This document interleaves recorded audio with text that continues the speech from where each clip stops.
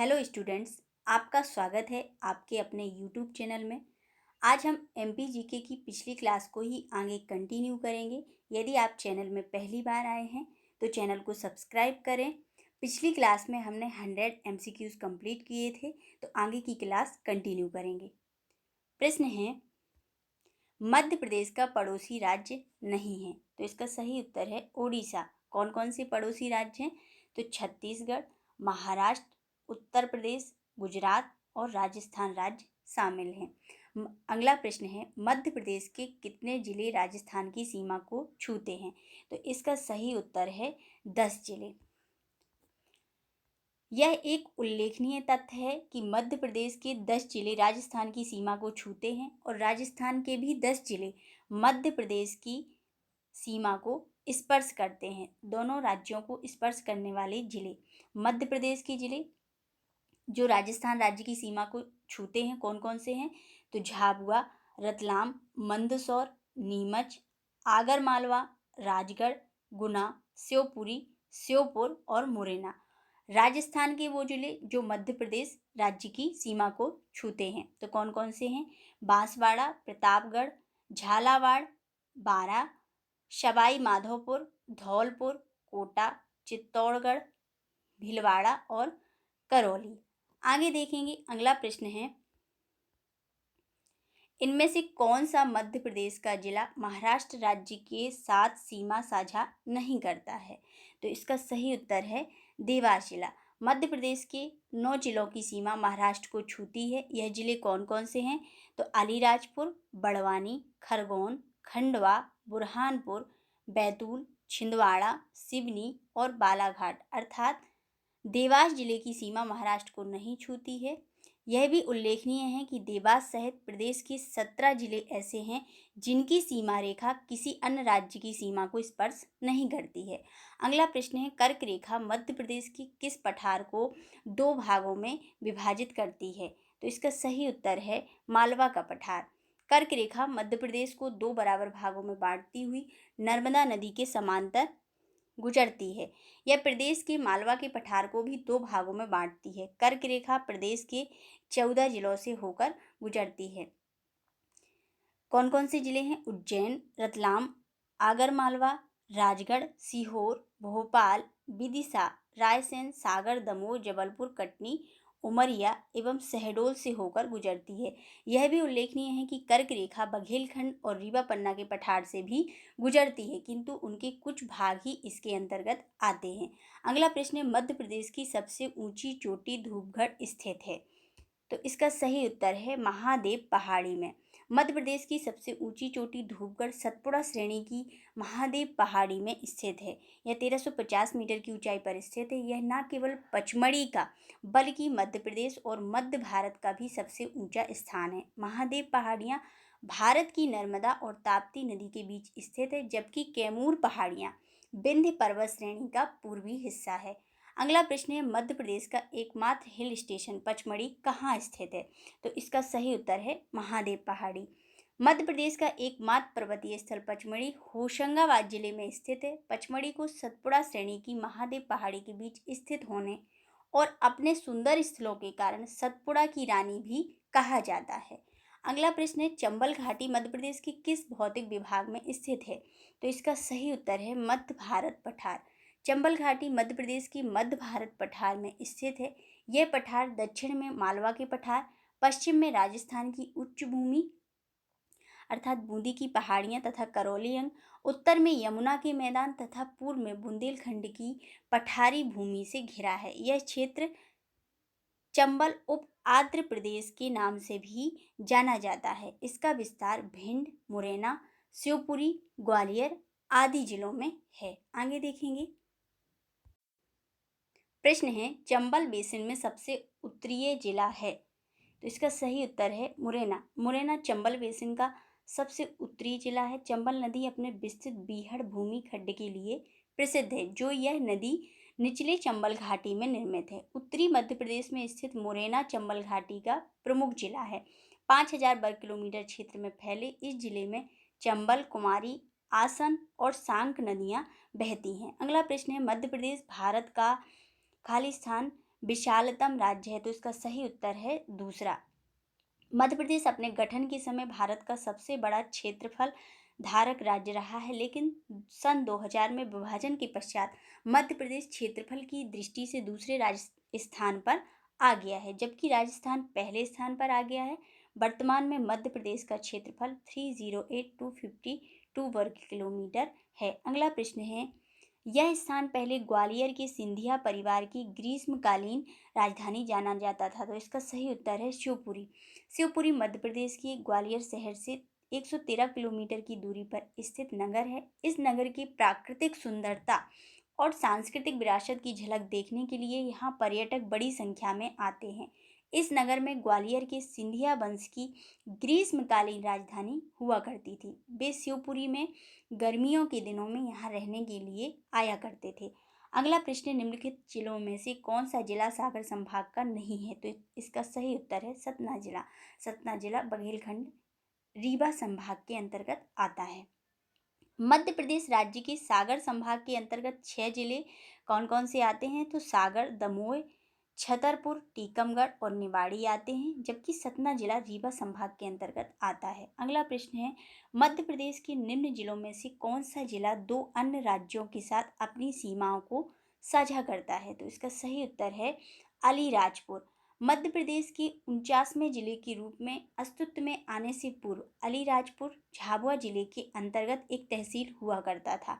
अलीराजपुर जिला दो अन्य राज्यों महाराष्ट्र और गुजरात राज्य के साथ अपनी सीमाओं को साझा करता है। अगला प्रश्न है, मध्य प्रदेश के दक्षिण में स्थित दो राज्यों का उल्लेख करें, तो इसका सही उत्तर है महाराष्ट्र और आंध्र प्रदेश। मध्य प्रदेश की सीमा 5 राज्य उत्तर प्रदेश, छत्तीसगढ़, राजस्थान, गुजरात और महाराष्ट्र को छूती है। राज्य के उत्तर में उत्तर प्रदेश, पूर्व में छत्तीसगढ़, पश्चिम में गुजरात व राजस्थान, दक्षिण में महाराष्ट्र व आंध्र प्रदेश स्थित है। अगला प्रश्न है, इनमें से कौन सा मालवा क्षेत्र में सबसे महत्वपूर्ण शहर है, तो इसका सही उत्तर है उज्जैन व इंदौर। प्रश्न में दिए गए युग्मों में मालवा से संबंधित महत्वपूर्ण शहर उज्जैन व इंदौर है। उज्जैन यहाँ प्राचीनता और मंदिरों के लिए विख्यात है, वहीं इंदौर मध्य प्रदेश की व्यावसायिक राजधानी और प्रदेश का सबसे बड़ा शहर होने का गौरव प्राप्त है। आगे देखेंगे, चंदेरी अपनी सीमाओं को बांटता है, प्रश्न है, तो इसका सही उत्तर है मालवा और बुंदेलखंड। चंदेरी मालवा और बुंदेलखंड की सीमा पर बसा है। इस शहर का इतिहास 11वीं सदी से जुड़ा है, जब यह मध्य भारत का एक प्रमुख व्यापार केंद्र था। चंदेरी मध्य प्रदेश के अशोकनगर जिले में स्थित एक ऐतिहासिक नगर है। बुंदेला राजपूतों द्वारा बनवाया गया किला चंदेरी का प्रमुख आकर्षण है। साथ ही चंदेरी अपनी साड़ियों के लिए भी प्रसिद्ध है। अगला प्रश्न है, मध्य प्रदेश के निम्न जिलों में से कौन सा जिला उत्तर प्रदेश और छत्तीसगढ़ के साथ अपनी सीमाओं को साझा करता है, तो इसका सही उत्तर है सिंगरौली। मध्य प्रदेश के 50वें जिले के रूप में अपना नाम दर्ज कराने वाला सिंगरौली पूर्व में सीधी जिले की एक तहसील के रूप में कार्यरत था, जो अब पृथक जिला बनाया गया है, जो उत्तर प्रदेश और छत्तीसगढ़ के साथ अपनी सीमाओं को साझा करता है। अगला प्रश्न है, कौन सा शहर मध्य प्रदेश की वाणिज्यिक राजधानी के रूप में जाना जाता है, तो इसका सही उत्तर है इंदौर। मध्य प्रदेश का इंदौर शहर प्रदेश का सबसे बड़ा शहर होने के साथ साथ इसे प्रदेश की वाणिज्यिक राजधानी होने का गौरव प्राप्त है।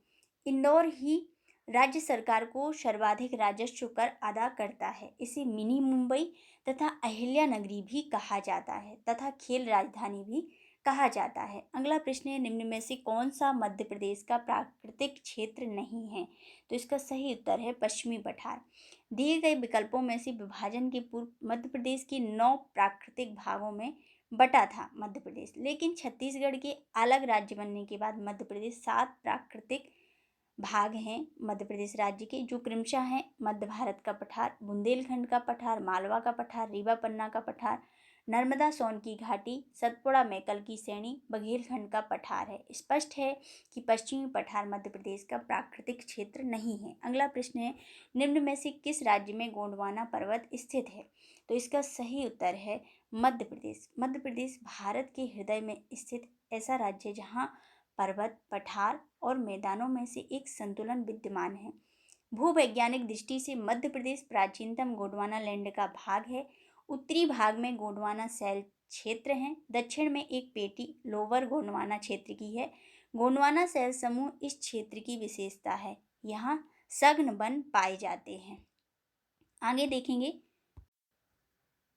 प्रश्न है कौन सा पठार पश्चिमी मध्य प्रदेश के लगभग पूरे हिस्से को ढकता है? तो इसका सही उत्तर है मालवा। मालवा का पठार मध्य प्रदेश के मध्य पश्चिमी भाग में अवस्थित है। इसका निर्माण ज्वालामुखी उद्गार से निकले लावा से हुआ है। मालवा के पठार का क्षेत्रफल 88,222 वर्ग किलोमीटर है, जो प्रदेश की कुल भौगोलिक क्षेत्रफल का 28.62% है। कितना है? 28.62% है। अगला प्रश्न है भूवैज्ञानिक दृष्टि से मध्य प्रदेश का प्राचीनतम भूभाग कौन सा है? तो इसका सही उत्तर है गोंडवाना लैंड। भूवैज्ञानिक दृष्टि से मध्य प्रदेश सर्वाधिक प्राचीनतम गोंडवाना लैंड भूसहिती का भूभाग है। भौतिक संरचना की दृष्टि से प्रायद्वीपीय पठार का उत्तरी भाग मध्य प्रदेश के अंतर्गत माना जाता है। अगला प्रश्न है कौन सा स्थल मध्य प्रदेश में स्थित नहीं है? तो इसका सही उत्तर है डी सोमनाथ मंदिर। दिए गए विकल्प में ग्वालियर का किला, बांधवगढ़ राष्ट्रीय उद्यान, ओमकारेश्वर मंदिर मध्य प्रदेश राज्य में स्थित है, जबकि सोमनाथ मंदिर गुजरात में स्थित है। अगला प्रश्न है संगमरमर की चट्टानों के लिए कौन सा शहर प्रसिद्ध है? तो सही उत्तर है जबलपुर। नर्मदा से 23 किलोमीटर दूर स्थित मध्य प्रदेश का जबलपुर नगर संगमरमर की चट्टानों के लिए पहचाना जाता है। वास्तव में जबलपुर के समीप भेड़ाघाट स्थल भी है और धुआंधार जलप्रपात भी। यहीं पर संगमरमर की चट्टानों का विशाल समूह है, जिन्हें व्यावसायिक तौर पर जबलपुर शहर से प्राप्त किया जाता है। अगला प्रश्न है मध्य प्रदेश का कौन सा शहर सिंधु गंगा के मैदानों में है? तो इसका सही उत्तर है ग्वालियर। मध्य प्रदेश का ग्वालियर शहर सिंध गंगा के विशाल मैदानों के अंतर्गत आता है। अगला प्रश्न है भोपाल बसा है? तो सही उत्तर है 5 पहाड़ी पर। मध्य प्रदेश की राजधानी भोपाल 75 वर्ग किलोमीटर में फैला एक प्राकृतिक और ऐतिहासिक सौंदर्य से भरपूर नगर है। झीलों का यह नगर 5 खूबसूरत पहाड़ियों पर बसा है, जिसे विधिवत रूप से परमार राजा भोज ने बसाया था। अगला प्रश्न है मध्य प्रदेश का सबसे बड़ा शहर कौन सा है? तो इसका सही उत्तर है इंदौर। 2011 की जनगणना के अनुसार मध्य प्रदेश का सबसे बड़ा शहर इंदौर है, जबकि भोपाल दूसरा बड़ा शहर है। अगला प्रश्न है मध्य प्रदेश का एक और नाम से जाना जाता है मध्य प्रदेश को? तो इसका सही उत्तर है बाघ राज्य। मध्य प्रदेश को अनेक उपनामों से जाना जाता है। बाघ राज्य यानी कि टाइगर स्टेट, हृदय प्रदेश, सोया स्टेट, नदियों का मायका और लघु भारत, ये सभी मध्य प्रदेश के उपनाम हैं, अन्य नाम हैं। आगे देखेंगे मध्य प्रदेश मुख्य रूप से है? तो इसका सही उत्तर है पठार। मध्य प्रदेश मुख्य रूप से एक पठार है, जो दक्षिण पठार का भाग है। वास्तव में यह उत्तर के मैदान और दक्षिण के पठार के बीच एक अवरोधक भूभाग रहा है। इसके उत्तर में समतल उत्तरी विशाल मैदान और उत्तर पश्चिम में राजस्थान में फैला पश्चिमी मैदान स्थित है। गुजरात का मैदानी भाग पश्चिम में इसकी सीमा बनाता है। पूर्व में बघेलखंड का पठार है, तो दक्षिण में ताप्ती नदी को पार करने पर प्रायद्वीपीय पठार प्रारंभ हो जाता है। अगला प्रश्न है मध्य प्रदेश के उत्तर में स्थित राज्य है? तो इसका सही उत्तर है राजस्थान और उत्तर प्रदेश। मध्य प्रदेश की सीमा वर्तमान में 5 राज्यों को छूती है। उत्तर में उत्तर प्रदेश, उत्तर पूर्व में छत्तीसगढ़, दक्षिण में महाराष्ट्र, उत्तर पश्चिम में राजस्थान और पश्चिम में गुजरात स्थित है। मुख्य रूप से राजस्थान की स्थिति उत्तर पश्चिम है। अगला प्रश्न है मध्य प्रदेश को पहले कहा जाता था? तो इसका सही उत्तर है मध्य प्रांत। स्वतंत्रता के समय मध्य प्रदेश नाम से कोई राज्य अस्तित्व में नहीं था। सन 1947 में राज्यों की जो श्रेणियां बनी थी, उनमें से मध्य प्रदेश 3 स्टेट ABC में बटा था, जिसमें मध्य प्रांत central province part A state था, जिसकी राजधानी नागपुर थी। अगला प्रश्न है अमरकंटक जिला खालिस्तान में स्थित है? तो इसका सही उत्तर है अनूपपुर जिले में स्थित है। प्रसिद्ध धार्मिक और पर्यटक स्थल अमरकंटक मध्य प्रदेश के अनूपपुर जिले की पुष्पराजगढ़ तहसील में आता है। यहाँ से मध्य प्रदेश की 3 नदियों का उद्गम होता है, जिनमें पवित्र नर्मदा नदी प्रमुख है। आगे देखेंगे, प्रश्न है मध्य प्रदेश के पूर्व में स्थित 2 राज्य हैं? तो इसका सही उत्तर है छत्तीसगढ़ और झारखंड। मध्य प्रदेश की सीमा 5 राज्यों को छूती है। राज्य के उत्तर में उत्तर प्रदेश, पूर्व में छत्तीसगढ़, पश्चिम में गुजरात व राजस्थान, दक्षिण में महाराष्ट्र है। हालांकि दिए गए विकल्प में झारखंड प्रदेश की सीमा को नहीं छूता, लेकिन वह मध्य प्रदेश के पूर्व में स्थित है। इसी तरह दक्षिण में महाराष्ट्र व आंध्र प्रदेश है। आगे देखेंगे, मध्य प्रदेश का नाम खालिस्तान ने दिया था, तो इसका सही उत्तर है जवाहरलाल नेहरू। भारत के पहले प्रधानमंत्री पंडित जवाहरलाल नेहरू ने देश के हृदय प्रदेश को मध्य प्रदेश नाम दिया। 1 नवंबर 1936 को नवीन मध्य प्रदेश का गठन हुआ था। 31 अक्टूबर 2000 को इसका विभाजन कर छत्तीसगढ़ राज्य का गठन किया गया। अपने नाम के अनुरूप मध्य प्रदेश भारत का केंद्रीय राज्य है। यहाँ पर 1956 है। आगे देखेंगे, अगला प्रश्न है भारतीय मानक मध्याह्न है, तो इसका सही उत्तर है 82.5 डिग्री पूर्वी देशांतर। भारतीय मानक मध्याह्न रेखा 21 डिग्री 6 मिनट उत्तरी अक्षांश से 26 डिग्री 30 मिनट उत्तरी अक्षांश तथा 74 डिग्री 9 मिनट से 82 डिग्री 48 मिनट पूर्वी देशांतर की मध्याह्न रेखा मध्य प्रदेश के एकमात्र सिंगरौली जिले से होकर गुजरती है। अगला प्रश्न है निम्नलिखित में से कौन सा क्षेत्र मध्य प्रदेश में नहीं है, तो इसका सही उत्तर है छोटा नागपुर। दिए गए विकल्पों में छोटा नागपुर क्षेत्र वर्तमान मध्य प्रदेश में शामिल नहीं है, जबकि मालवा बघेलखंड महाकौशल मध्य प्रदेश का हिस्सा है। छोटा नागपुर का पठार पूर्वी भारत में स्थित एक पठार है। झारखंड राज्य का अधिकतर हिस्सा एवं उड़ीसा, पश्चिम बंगाल, बिहार, छत्तीसगढ़ के भाग इस पठार में आते हैं। इसके पूर्व में सिंधु गंगा का मैदान, दक्षिण में महानदी इस पठार के नाम में। नागपुर शायद यहाँ पर प्राचीन काल में राज करने वाली नागवंशी राजाओं से लिया गया है। आगे देखेंगे, जिसके नाम का मतलब प्रश्न है जिसके नाम का मतलब मोर की जगह मध्य प्रदेश में जिला है, तो इसका सही उत्तर है मुरैना। मध्य प्रदेश की चंबल घाटी का प्रमुख जिला मुरैना का प्राचीन नाम मयूरवन है, जो कि महाभारत काल के समय बहुत प्रसिद्ध था। कहा जाता है कि यहाँ मोर पक्षी की बहुतायत के कारण ही इसका नाम मुरैना पड़ा। अगला प्रश्न है नर्मदा की पूर्वी छोर और सतपुड़ा की पूर्वी छोर खाली स्थान पर मिलते हैं, तो इसका सही उत्तर है अमरकंटक। नर्मदा नदी मध्य प्रदेश में विंध्याचल और सतपुड़ा पर्वत श्रेणी के पूर्वी संधि स्थल पर प्रदेश के अनूपपुर जिले की पुष्पराजगढ़ तहसील के अमरकंटक नामक स्थान से निकलती है तथा यहीं पर सतपुड़ा पर्वत श्रृंखला का पूर्वी छोर अमरकंटक पर मिलते हैं। सतपुड़ा की मैकल पहाड़ी से ही नर्मदा का उद्गम होता है और मैकल पहाड़ी की चोटी पर ही अमरकंटक, जिसकी ऊंचाई 1067 मीटर स्थित है, जहां से नर्मदा और सोन नदी निकलती है। अगला प्रश्न है मैकल पहाड़ियां विभिन्न नदियों का स्रोत है और इसलिए इसको खालिस्तान कहा जाता है, तो सही उत्तर है वाटरशेड। सतपुड़ा और मैकल पहाड़ी की जल ग्रहण यानी कि वाटरशेड क्षेत्र को भारत का दूसरा सबसे बड़ा जल ग्रहण क्षेत्र माना जाता है। नर्मदा, सोन महानदी, ताप्ती, पांडु, कन्हार, रिहंद, बिजुल, गोपद, बनास उत्तर दक्षिण की ओर लगभग समांतर बहती हैं और इन्होंने मैकल पर्वत श्रेणी की ओर अपेक्षाकृत नरम चट्टानों में शामिल जल द्रोणियां उत्कीर्ण की हैं। अगला प्रश्न है भारत के भौगोलिक केंद्र का गांव है, तो इसका सही उत्तर है जबलपुर के पास करोड़ी। मध्य प्रदेश के कटनी जिला के ढीमर खेड़ा तहसील क्षेत्र में विंध्याचल पर्वत की केंचुआ पहाड़ियों के ढलान में स्थित करौदी ग्राम भारत के भौगोलिक क्षेत्र का केंद्र बिंदु माना जाता है। आज़ादी के बाद सन 1956 में डॉक्टर राम मनोहर लोहिया जी की प्रेरणा से जबलपुर इंजीनियरिंग कॉलेज के संस्थापक प्राचार्य SP चक्रवर्ती की अगुवाई में अनुसंधान प्रारंभ हुआ था। ग्राम करौदी को लोहिया जी स्मृति में मनोहर गांव का नाम दिया गया है। पहले यह तहसील सिहोरा जबलपुर में था, बाद में कटनी जिला बनने पर यह गांव कटनी जिले में आ गया। अगला प्रश्न है मध्य प्रदेश में सिर्फ एक पहाड़ी स्थल है, उसका नाम बताइए, तो इसका सही उत्तर है पचमढ़ी। प्रश्न में दिए गए विकल्पों में से पचमढ़ी मध्य प्रदेश का पर्यटक स्थल है और प्रदेश का एकमात्र हिल स्टेशन यहीं पर है। धूपगढ़ नामक चोटी प्रदेश की सबसे ऊंची चोटी है, जबकि दार्जिलिंग पश्चिम बंगाल का एक नगर और पहाड़ियाँ भी हैं। इसी तरह गुलमर्ग जम्मू कश्मीर का एक खूबसूरत हिल स्टेशन है और गंगटोक सिक्किम की राजधानी है, जहाँ से कंचनजंगा शिखर की संपूर्ण श्रृंखला दिखाई देती है। अगला प्रश्न है नर्मदा घाटी और विंध्य के दक्षिणी भाग के पश्चिमी भाग में एक क्षेत्र है जो कि कहा जाता है तो इसका सही उत्तर है निमाड़।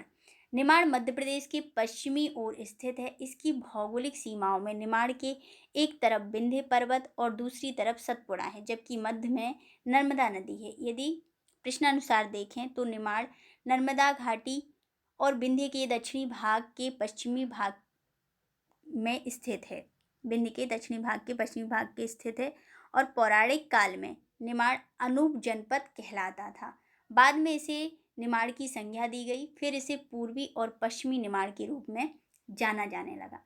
निमाड़ की पौराणिक संस्कृति के केंद्र में ओमकारेश्वर, मानधाता और महिष्मती है। आगे देखेंगे। अगला प्रश्न है, यदि आपको क्लास अच्छी लग रही है, क्लास हेल्पफुल लगती है, तो प्लीज़ लेक्चर को लाइक ज़रूर करें और ज़्यादा से ज़्यादा लोगों तक शेयर करें। प्रश्न है, भारत का मानक मध्याह्न यहाँ से होकर गुजरता है, तो इसका सही उत्तर है सिंगरौली।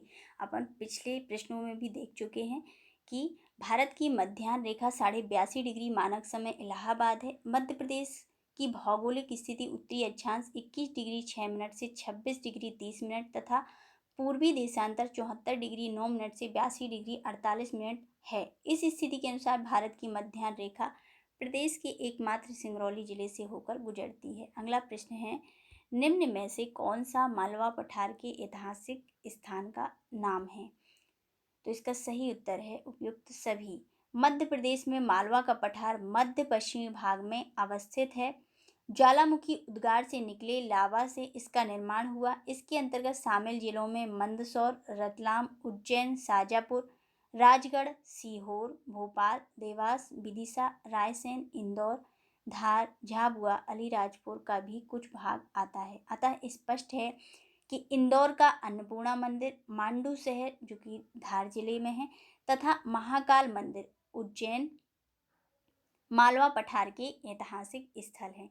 अगला प्रश्न है, निम्न में से कौन से जिले मालवा के पठार में नहीं है, तो इसका सही उत्तर है बैतूल और नरसिंहपुर।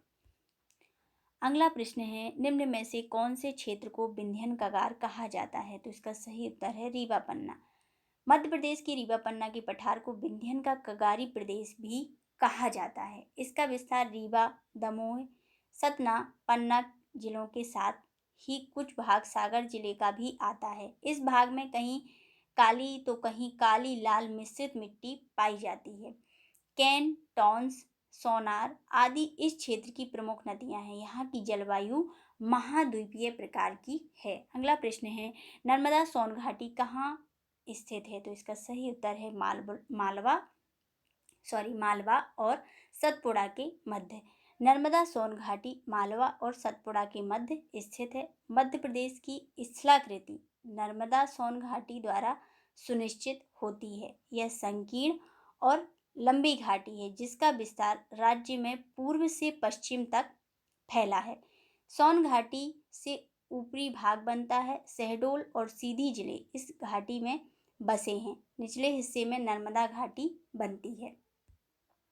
अगला प्रश्न है, मध्य प्रदेश का कौन सा शहर इंडो गंगेटिक मैदान में आता है, तो इसका सही उत्तर है ग्वालियर। मध्य प्रदेश का ग्वालियर शहर इस मैदान में आता है। अगला प्रश्न है, कौन सा मध्य भारत के पठारों में सबसे गर्म माह है, तो इसका सही उत्तर है मई। दिए गए विकल्पों में मई माह सबसे गर्म होता है। मध्य प्रदेश की ग्रीष्म ऋतु में मार्च से प्रारंभ होकर जून तक चलती है। यहाँ मई जून में तापमान 30 से 45 डिग्री सेंटीग्रेड के मध्य रहता है। मार्च के बाद तापमान में निरंतर वृद्धि होती रहती है तथा मई जून में संपूर्ण मध्य प्रदेश का तापमान 30 डिग्री सेंटीग्रेड से ऊपर पहुँच जाता है। अगला प्रश्न है, मध्य भारत के पठारों की नदियां आमतौर पर किस दिशा में बहती हैं, तो इसका सही उत्तर है उत्तर और उत्तर पश्चिम। बुंदेलखंड पठार के पश्चिम में स्थित मध्य भारत का पठार में शिवपुरी, मुरैना, भिंड, ग्वालियर जिले आते हैं। इस पठार की प्रमुख नदियों में चंबल, काली सिंध और पार्वती है। मध्य भारत पठार में बहने वाली नदियों की दिशा आमतौर पर उत्तर और उत्तर पश्चिम है। अगला प्रश्न है, ग्वालियर का पुराना नाम है, तो इसका सही उत्तर है गोपगिरी। मध्य प्रदेश का ऐतिहासिक नगर ग्वालियर प्रदेश का महत्वपूर्ण नगर है जहां विरासत का इतिहास बहुत पुराना है। ग्वालियर का प्राचीन नाम गोपगिरी था।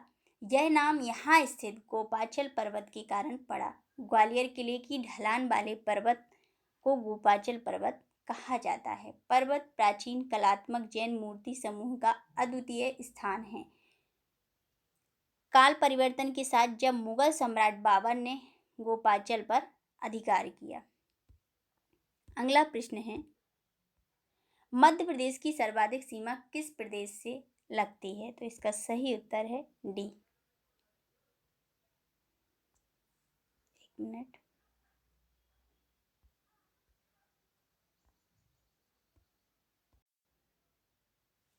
मध्य प्रदेश की सीमा 5 राज्यों उत्तर प्रदेश, राजस्थान, गुजरात, छत्तीसगढ़ और महाराष्ट्र को छूती है। प्रदेश की सर्वाधिक सीमा 1600 किलोमीटर राजस्थान राज्य से छूती है। हालांकि कुछ स्थानों किताबों में सर्वाधिक सीमा उत्तर प्रदेश के साथ जुड़ी होने का उल्लेख मिलता है, किंतु मध्य प्रदेश संदर्भ ग्रंथ के अनुसार सर्वाधिक सीमा राजस्थान के साथ लगी है, जबकि मध्य प्रदेश की न्यूनतम सीमा गुजरात के साथ लगी है। अगला प्रश्न है, जाना पाव चोटी किस क्षेत्र का भाग है? तो इसका सही उत्तर है मालवा का पठार।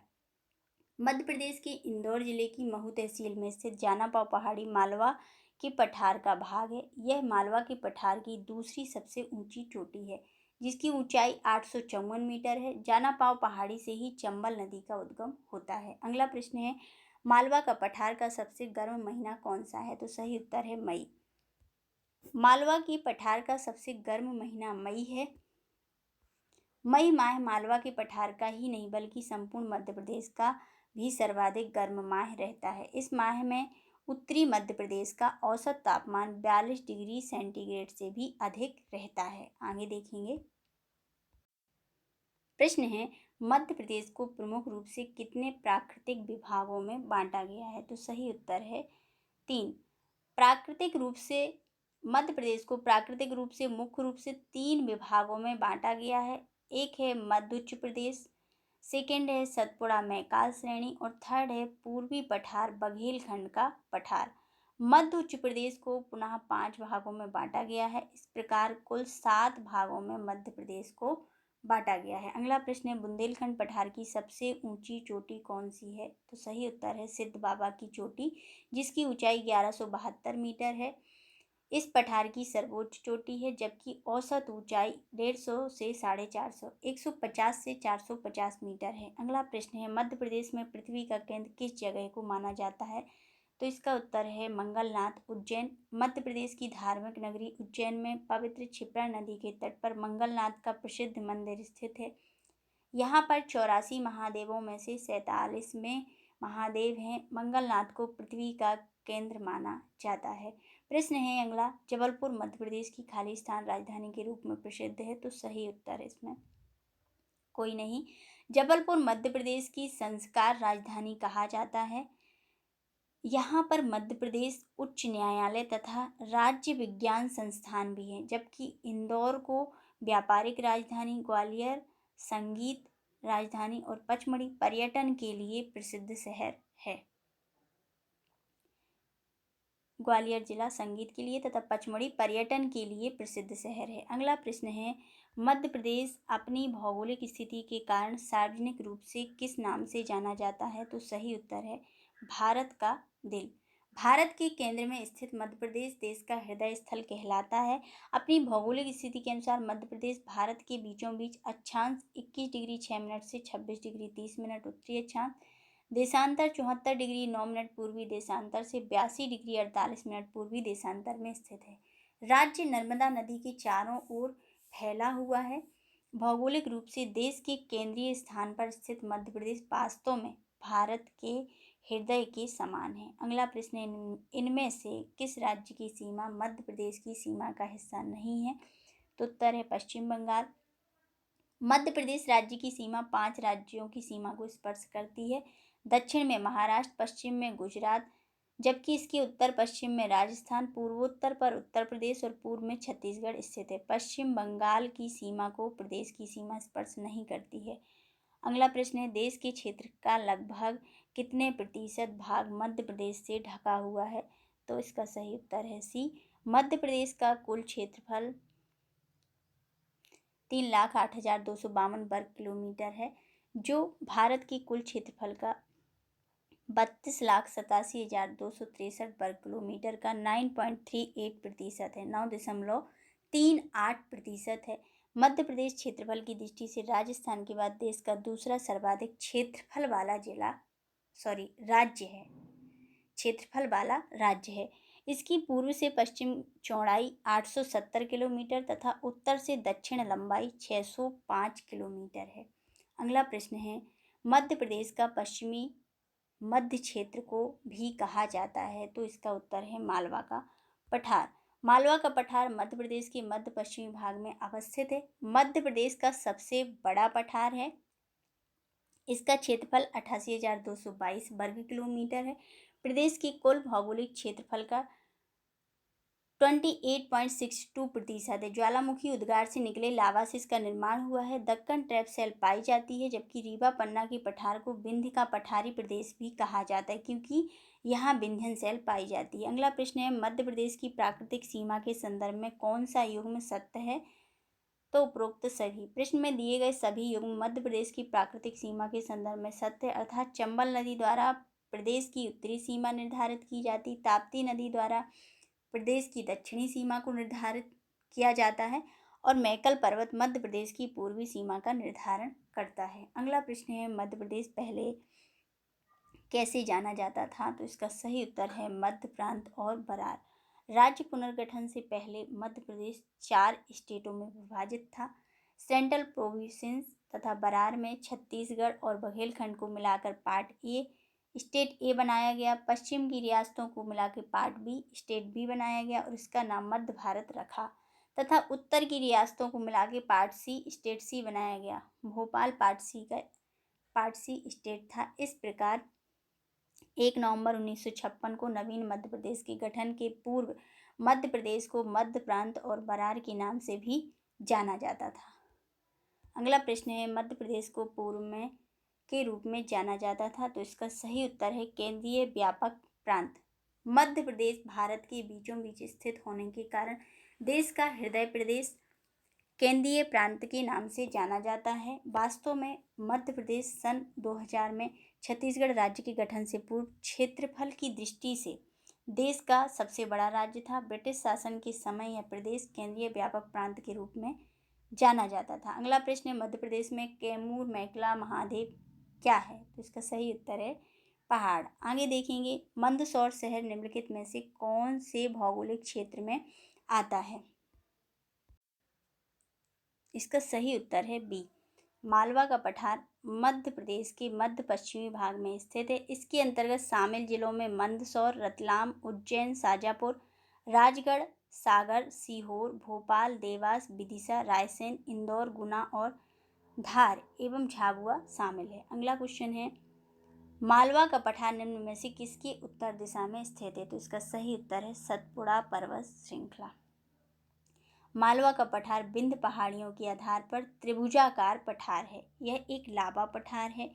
इसके पूर्व में बुंदेलखंड, उत्तर पश्चिम में अरावली पहाड़ी, दक्षिण की ओर दक्कन का कटाफटा पठार है। मालवा पठार भौतिक बनावट के अनुसार उत्तर की ओर विंध्य पर्वत श्रृंखला तथा दक्षिण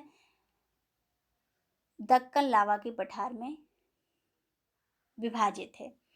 अगला प्रश्न है, निम्नलिखित में से मध्य प्रदेश का कौन सा जिला महाराष्ट्र और छत्तीसगढ़ दोनों राज्यों की सीमा पर स्थित है, तो इसका उत्तर है बालाघाट।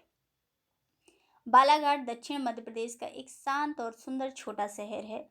सतपुड़ा पर्वतमाला के छोर पर महाराष्ट्र और छत्तीसगढ़ की सीमा पर बसा शहर है। इसे पहले वूरा और वुरहा के नाम से जाना जाता था। अगला प्रश्न है, दमोह का प्राचीन नाम था, तो इसका सही उत्तर है टुंडिकेर। दमोह प्रदेश के मध्य में स्थित एक नगर है। हिंदू पौराणिक कथाओं के राजा नल की पत्नी दमयंती के नाम पर ही इसका नाम दमोह पड़ा। दमोह नगर प्राचीन गोंडवानी कस्बा था। दमोह का प्राचीन नाम टुंडिकेर था। अगला प्रश्न है, वर्तमान में कर्क रेखा मध्य प्रदेश के कितने जिलों से गुजरती है, तो 14 जिलों से गुजरती है। अगला प्रश्न है, उज्जैनी और महिष्मती के महत्वपूर्ण नगर थे। तो इसका सही उत्तर है पश्चिमी मालवा। उज्जैनी और महिष्मती पश्चिमी मालवा के महत्वपूर्ण नगर हैं। वर्तमान उज्जैन ही प्राचीन उज्जैनी या अवंतिका के नाम से जाना जाता था। इसी तरह वर्तमान महेश्वर प्राचीन समय में महिष्मती के रूप में जाना जाता था। दोनों ही नगर धार्मिक और राजनीतिक दृष्टि से महत्वपूर्ण नगर रहे हैं। अगला प्रश्न है, मध्य प्रदेश की संगीत राजधानी किस शहर को बोला जाता है? तो इसका सही उत्तर है बी, अध्यात्म और संगीत की नगरी मैहर को प्रदेश की संगीत राजधानी कहा जाता है। मैहर सतना जिले में स्थित एक खूबसूरत धार्मिक नगरी है। मैहर में मां शारदा का ऐतिहासिक मंदिर है। 108 शक्ति पीठों में एक है। यह पीठ नरसिंह पीठ के नाम से प्रसिद्ध है। अगला प्रश्न है, निम्नलिखित में से कौन सा जिला चंबल संभाग का नहीं है? तो इसका सही उत्तर है अलीराजपुर। चंबल संभाग के अंतर्गत 3 जिले मुरैना, भिंड और श्योपुर आते हैं, जबकि अलीराजपुर इंदौर संभाग का एक जिला है। अगला प्रश्न है, मध्य प्रदेश की सबसे ऊंची चोटी धूपगढ़ किस जिले में स्थित है? तो सही उत्तर है होशंगाबाद जिले में स्थित है। अगला प्रश्न है, मालवा पठार की सबसे ऊंची चोटी का नाम क्या है? तो इसका उत्तर है सिगार। मालवा पठार का सबसे ऊंचा शिखर सिगार है, जिसकी ऊंचाई 881 मीटर है। महू के दक्षिण में स्थित है तथा मालवा के पठार की दूसरी सबसे ऊंची चोटी जाना पाव, जिसकी ऊंचाई 854 और तीसरी ऊंची चोटी धजारी है, जिसकी ऊंचाई 810 मीटर है। अगला प्रश्न है, निम्नलिखित में से मध्य प्रदेश का कौन सा जिला उत्तर प्रदेश और छत्तीसगढ़ की सीमा को छूता है? तो इसका सही उत्तर है सिंगरौली। मध्य प्रदेश के 50वें जिले के रूप में अपना नाम दर्ज कराने वाला सिंगरौली पूर्व में ही सीधी जिले की एक तहसील के रूप में कार्यरत था, जो अब पृथक जिला बनाया गया है, जो कि उत्तर प्रदेश और छत्तीसगढ़ की सीमा को छूता है। अगला प्रश्न है, मध्य प्रदेश के उत्तर में उपजाऊ घाटी और रोलिंग पहाड़ियों को कहा जाता है। तो इसका सही उत्तर है बुंदेलखंड। बुंदेलखंड मध्य भारत का एक प्राचीन क्षेत्र है। मध्य प्रदेश के उत्तर में उपजाऊ घाटी और रोलिंग पहाड़ियों से घिरा बुंदेलखंड क्षेत्र का विस्तार मध्य प्रदेश और उत्तर प्रदेश में भी है। वर्तमान भौतिक शोधों के आधार पर बुंदेलखंड को एक भौतिक क्षेत्र घोषित किया गया है और उसकी सीमा इस प्रकार आधारित की गई है। वह क्षेत्र जो उत्तर में यमुना, दक्षिण में विंध्य प्लेटों की श्रेणियों, उत्तर पश्चिम में चंबल, दक्षिण पूर्व में पन्ना अजयगढ़ श्रेणियों से घिरा हुआ है, बुंदेलखंड के नाम से जाना जाता है। अगला प्रश्न है, प्राचीन ग्रंथों में सीहोर जिले का उल्लेख किस नाम से हुआ है? इसका सही उत्तर है डी, सीहोर भारतीय राज्य मध्य प्रदेश का एक जिला है। यह पुराना जिला है जो नवाब के समय से आज तक है। सीहोर शहीदों की भूमि रहा है। सीहोर अंग्रेजों द्वारा बसाया शहर है। प्राचीन ग्रंथों के अनुसार सीहोर का पुराना नाम सिद्धपुर था। कहीं कहीं पर सीधापुर भी मिलता है। सीवन नदी से मिले चट्टान के अनुसार इसका नाम सिद्धपुर से मिला है।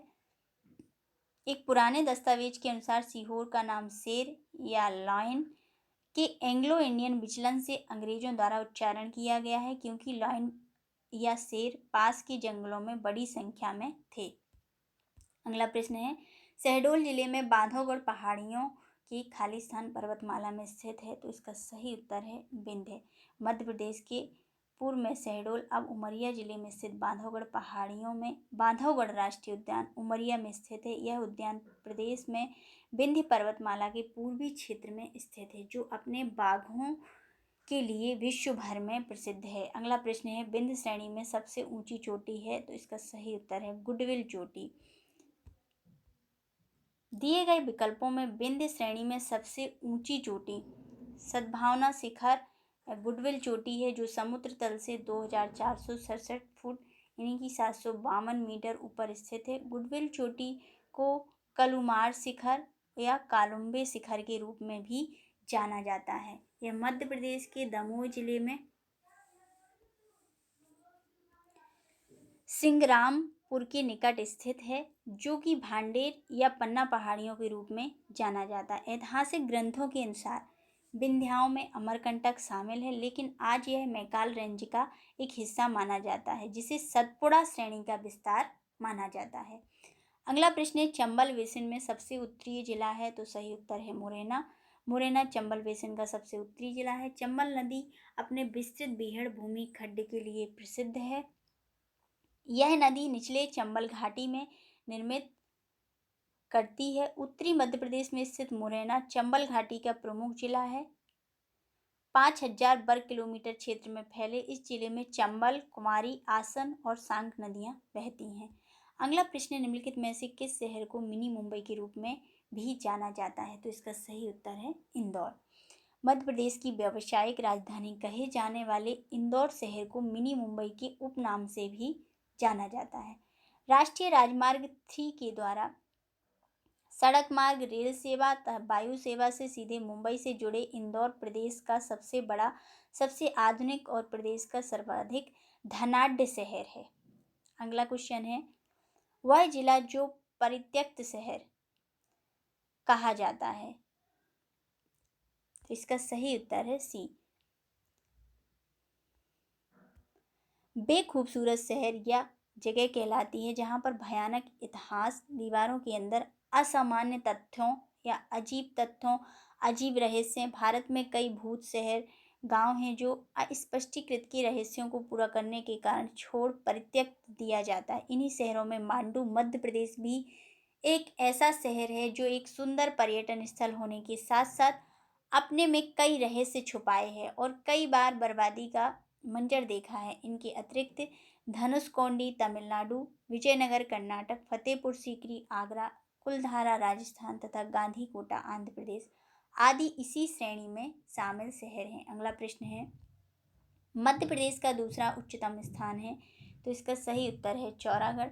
मध्य प्रदेश की सर्वाधिक ऊंची चोटी धूपगढ़, ऊंचाई 1350 मीटर, पचमढ़ी में है। दूसरी सर्वाधिक ऊंची चोटी चौरागढ़, पचमढ़ी में स्थित है। लगभग 1326 मीटर ऊंची चौरागढ़ पहाड़ी पर प्रसिद्ध शिव मंदिर स्थित है जहां पर महाशिवरात्रि का मेला लगता है।